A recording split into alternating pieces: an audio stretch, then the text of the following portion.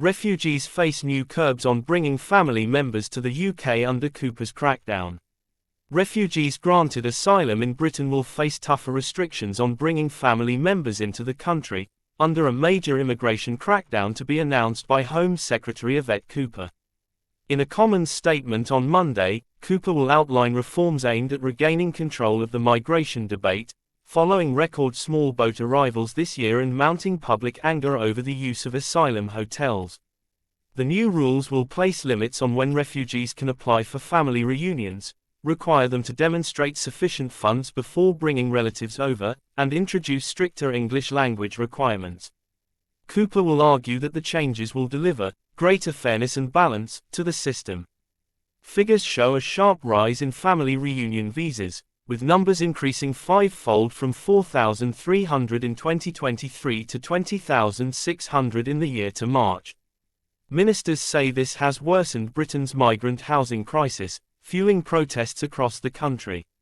She will reassure MPs that asylum hotels will be phased out by the end of this Parliament in 2029, after repeated battles with local councils determined to shut them down. Despite a record 29,000 channel crossings so far this year, the Home Office will highlight progress in tackling smuggling gangs, with the National Crime Agency disrupting 347 criminal networks, helping deliver the lowest number of small boat arrivals in August since 2019. The first 100 Channel migrants detained under the government's one in, one out deal are also set to be deported in the coming weeks. The crackdown on family reunions follows revelations that the British Red Cross has been paying for up to 1,000 relatives a year to travel to the UK to join asylum recipients, covering costs of locating, advising and flying in family members. Unlike in many other European countries, current UK rules allow asylum seekers to sponsor wives, partners and children immediately after being granted refugee status. Crucially, family members are not required to show evidence of income, accommodation, or English language skills, unlike British citizens who must earn at least £29,000 annually to bring a foreign partner to the UK. The government argues the reforms will bring Britain more into line with countries such as Germany, Austria, Switzerland and Denmark, where refugees face mandatory waiting periods of up to 3 years before relatives can join them.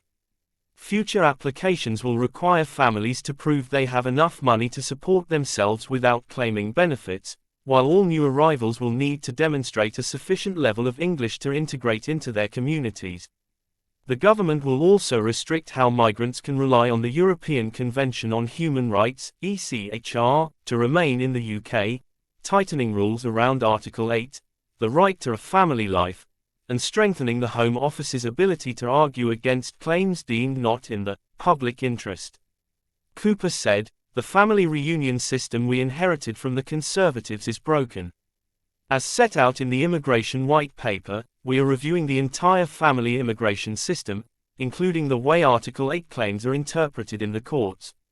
That also includes looking at increasing responsibilities for people to support their families, increasing English language requirements, and examining changes in this area that other countries have brought in."